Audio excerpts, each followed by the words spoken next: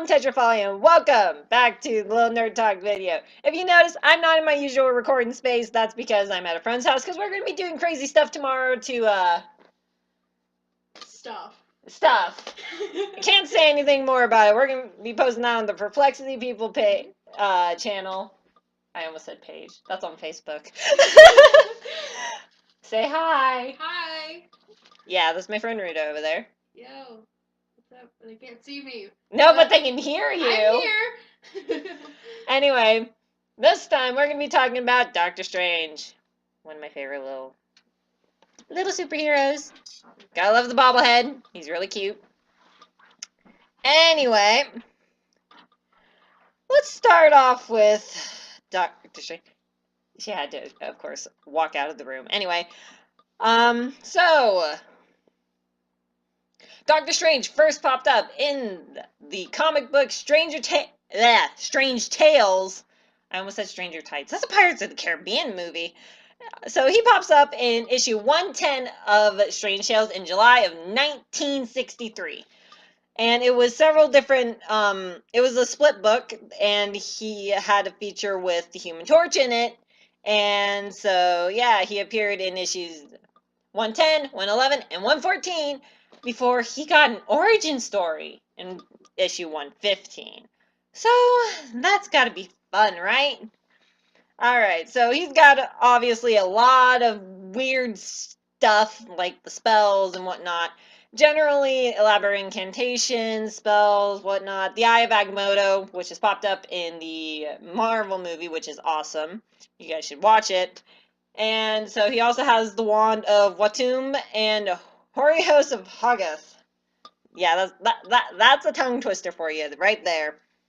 So his things usually seem to refer to mythological figures or people.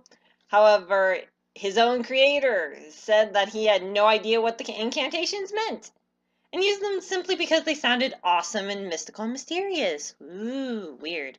Anyway, so, alright, so Doctor Strange clearly popped up in other things like the Marvel feature, the Marvel premiere, blah, blah, blah, all those fun stuff. And eventually, in 1974, Doctor Strange finally got his own comic series titled Doctor Strange and Doctor Strange, Master of the Mystic Arts. I'll probably title appear in here in awesome lettering.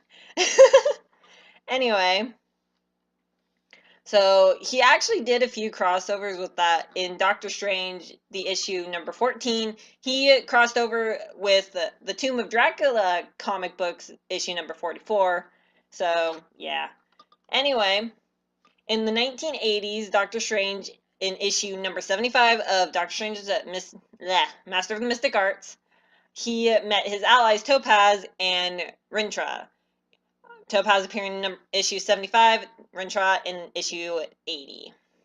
The series ended with a cliffhanger at his home, and after the Sanctum was heavily damaged during a battle, and among the losses from that battle, Doctor Strange's entire collection of mystic books and other important artifacts. As a consequence, Strange, well, he didn't exactly have as many spells because he couldn't study them, and so he had to work hard to figure them out. Now, Doctor Strange's own comic series ended after 81 issues, and he had a split comic with another Strange Tales, which was volume 2, and issues 1 through 19. And he shared it with the Hero's Cloak and Dagger. This new Doctor Strange series resolved what happened at the end of Doctor Strange Master of the Mystic Arts, issue 81, where he was by himself. So it basically was his quest to reclaim his power and missing artifacts, as well as bringing back the Defenders who had died in the last issue of that team's group and title. Eventually, in the 1990s, Strange had his own series again. This time it was titled Doctor Strange, Sorcerer Supreme. Sounds fun, right? Anyway, eventually in the 1990s, Strange finally was back in his own series, not a split book type thing like in Strange Tales. And this time the series was called Doctor Strange Sorcerer Supreme, which ran for 90 issues from November 1988 to June 1996. And he apparently, in these comics, lost the title of Sorcerer Supreme in issues 48 and 49 of that series because he refused to fight a war on behalf of the Vishanti, the mystical entities that powered up his spell. So during this little time slot, the series became part of what is known as the Midnight Suns group of Marvel Supernatural Comics, and Doctor Strange eventually found new sources for his magical strength in the form of what it can only be called as chaos magic, as well as a magic construct he used as a proxy. He would form the Secret Defenders, which had a rotating roster of heroes, kind of like, well, in a way, it kind of sounds like it would be a little like the Justice League or something, or a smaller group of heroes like that constantly is rotating with its roster and whatnot. And eventually, he reunited with the original Defenders, and Strange regained his title of Doctor Strange Sorcerer Supreme issue 80. He regained that title and was great again. So he apparently... Strange appeared with the Human Torch and the Thing in his one-shot publication Strange Tales Volume 3, and it only had one issue. Yeah. Gotta be fun, right? So Doctor Strange was also featured in several limited series. The first was Doctor Strange, The Flight of the Bones, number 1 through 4, with a series of spontaneous combustions by criminals and whatnot. So they just spontaneously went kaboom. And with all this was instigated by his old foe, Dormammu. Man, I love that name. It's awesome. Strange was the catalyst for the creation of a trio of sorceresses, basically the witches. And the Strange Limited series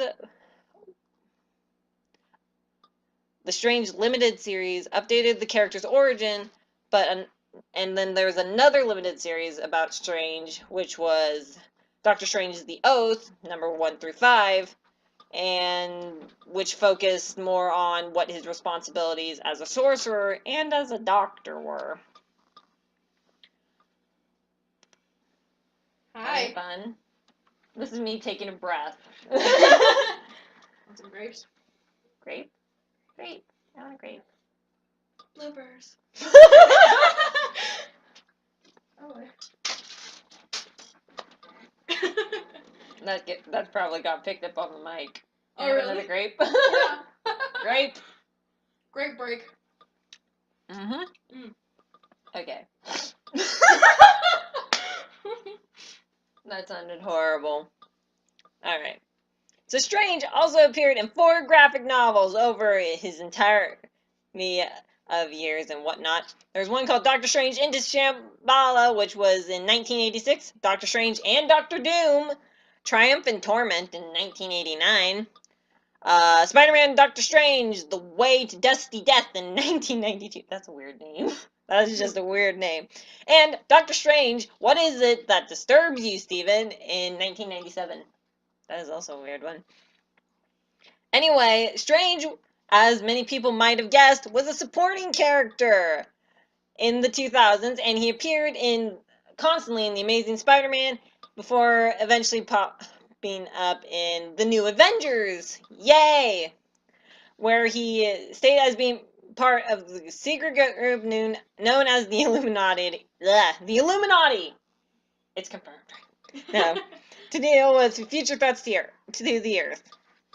So eventually, Strange joined the Avengers, and after the events of Civil War, allowed them to use his home as their base. He chose to sit out during Civil War. I mean, honestly, who wouldn't? Doctor Strange was critical of the Federal Superhuman Registration Act and aided the anti-registration Avengers team led by Luke Cage. Yes, it wasn't freaking led by freaking Captain America. It was led by Luke Cage, who That's a Netflix series, isn't it? During the Bendis run, Doctor Doom attacked the Avengers and manipulated the Scarlet Witch into decimating and destroying the mutant population. Strange's failure to stop her and his failure to realize Doom's hand caused him to start to kind of doubt himself. He was not entirely sure of what the heck was going on with him and whatnot. And he was forced to use dark magic to confront a really, really, really pissed off Hulk. And he had to use more dark magic to save the new Avengers from a supervillain army. He renounced his status as Sorcerer Supreme because he felt he was no longer worthy of that title. And the Eye of Agamotto passed to someone known as Brother Voodoo. So yeah. So that would seem to be kind of the end of Doctor Strange. Nope. He was a regular character in 2010 through 2013 in the New Avengers series. He was still around. Brother Voodoo, now newly appointed Sorcerer Supreme. Dr. Voodoo. Why do they have to have the name Doctor to be a Sorcerer Supreme? I mean, seriously, does any of that make sense? So anyway, Dr. Voodoo sacrifices himself in order to stop the powerful mystical entity Agamotto from reclaiming the eye. Apparently, Agamotto was an actual person. No, I knew that, actually. So, Strange rejoined the Avengers and offers the team his valet Wong to act as their housekeeper instead of Jarvis. Yeah, Jarvis isn't supposed to be a computer, by the way. He was actually a butler, aka Alfred. He was basically Alfred. So eventually, once again, Strange finally gets to be Sorcerer Supreme again! Yay! But he becomes possessed by a demon and becomes leader of the Black Priests. That's bad. That is very bad. After the various Marvel universes merge into one, Strange acts as the right-hand man of Doctor Doom. That's bad. Who's become the ruler of the world after erasing all recollection of the previous separate realities that existed. Circumstances force Strange to open a pod that releases the surviving heroes of the original Marvel continuity, known as Earth 616, and Doom kills Doctor Strange. I'm looking at her because her facial expressions is hilarious. I wish you guys could see them. And she's in there eating grapes. Gotta point that out, right? Grapes are amazing. In 2015, people pop up and team up for a fourth volume. So, okay. In 2015, Jason Aaron and Chris Bachalo, some of the writers for Doctor Strange, team up for the fourth volume of Doctor Strange. A new character, reluctant librarian Zelma Stanton, agrees to reorganize the Strange's magical library. Brother Voodoo returns from the dead. And the series. So Brother Voodoo returns, and the series and a spin-off, Doctor Strange's Last Days of Magic, sees such characters as Medico Mystico Magic, Scarlet Witch, Mahatma Doom. That sounds weird. Professor Zoo, Monaco, and Alice Gulliver. With laws of magic fundamentally altered, and with loss of his former resources, Doctor Strange is forced to depend on his own physical skills and inventive use of his functional spells. He eventually no longer has access to most of his former spells or his levitating cape. He lost the cape of levitation, which is awesome. Alright. So now to the fun part. Strange has popped up in several different little TV shows and whatnot. He appeared in Spider-Man and His Amazing Friends, a really, really old TV show. Man, I actually watched that, though. In the episode 7 Little Superheroes, he, alongside Spider-Man, Iceman, Firestar, Captain America, Namor, and Shauna the She-Devil, are invited to the Chameleon's house on Wolf Island so that the heroes could be gotten rid of. Oh, I didn't know that one either. Dr. Strange had a cameo appearance in the 1990s X-Men animated series. He was seen in the episode Dark Phoenix Saga. Apparently he pops up at some point in time. Sounds fun, right? Wow, he appears a lot with freaking Spider-Man. He also appears in the animated series. Okay, wait. So, he appears in the Spider-Man animated series. He appears in the Incredible Hulk, the Superhero Squad, the Ultimate Spider-Man. Holy crud, this is a long list. I had to get this all written down and whatnot. So he also appears in Hulk and the Agents of Smash. Okay, I'm sorry about that. Okay. He appears in Avengers Assemble and Marvel Disc Wars, The Avengers. Now, can I point out something? That's just the list of television appearances.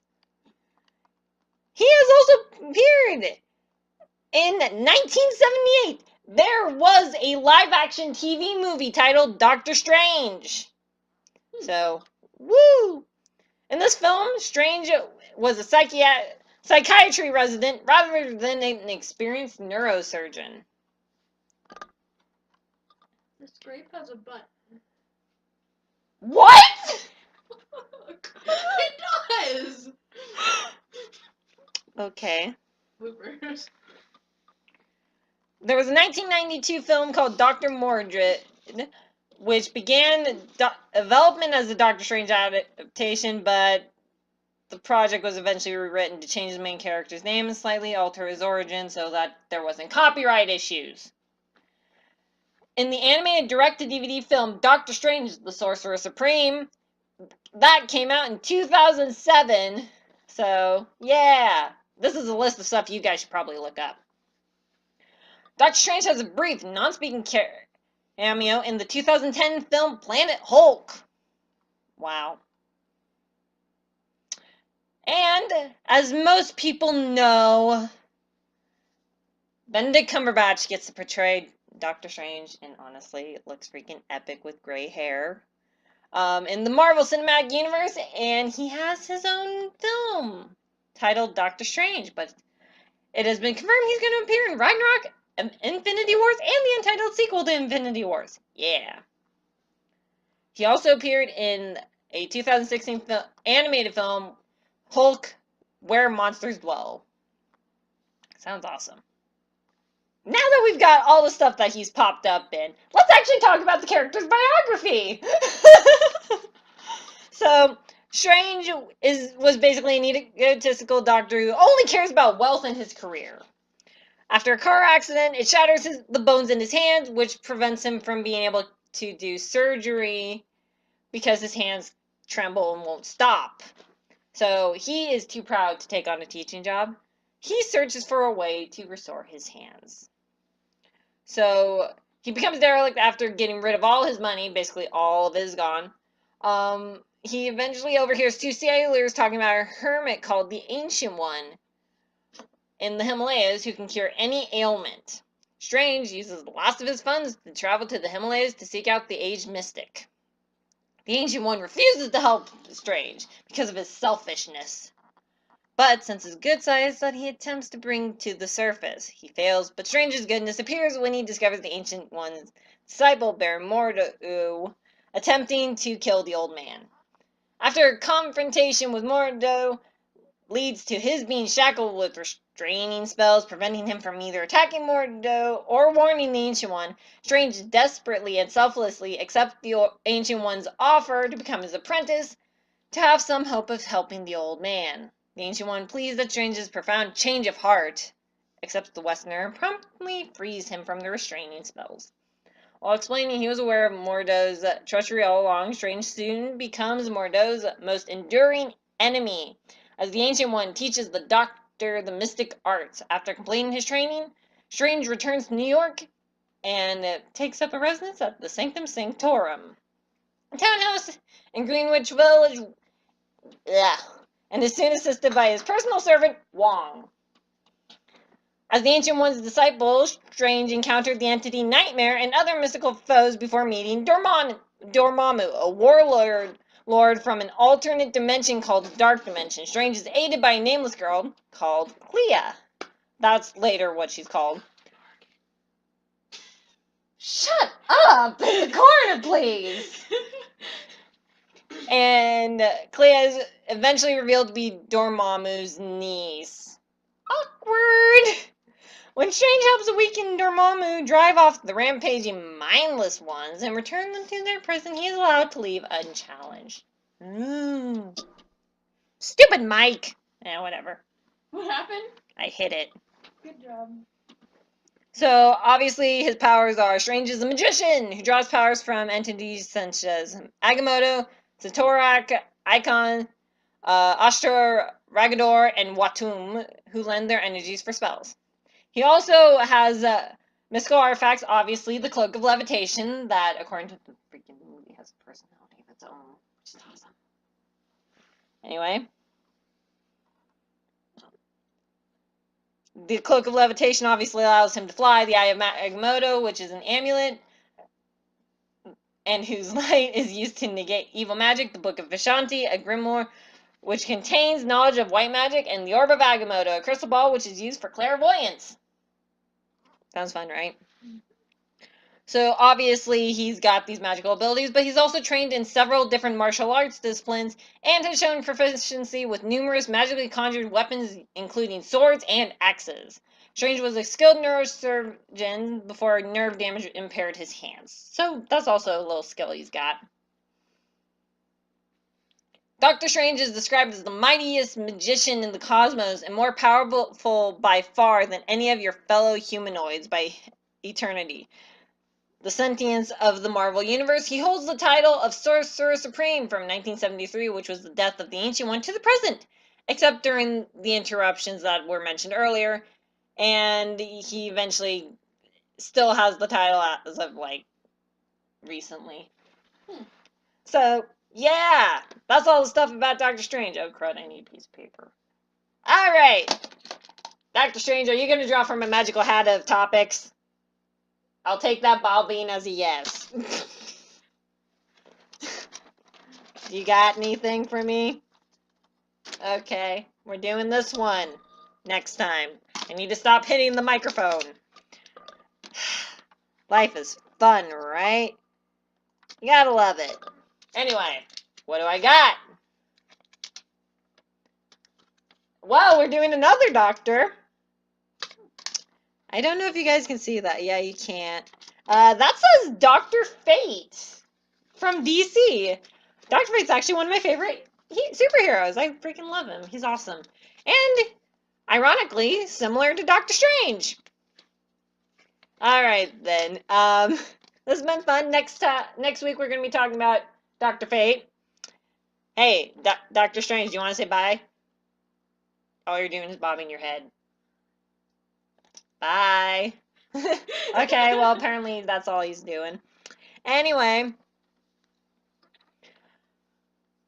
next time we're talking about Dr. Fate. Hope you guys enjoy this stuff. If you want to see more from me, be sure to subscribe. And if you want to suggest topics to go into my mystical, magical hat of stuff, then be sure to leave a comment below of what you want me to be able to talk about each week. So, see you guys next time. This is Tetra Folly signing off.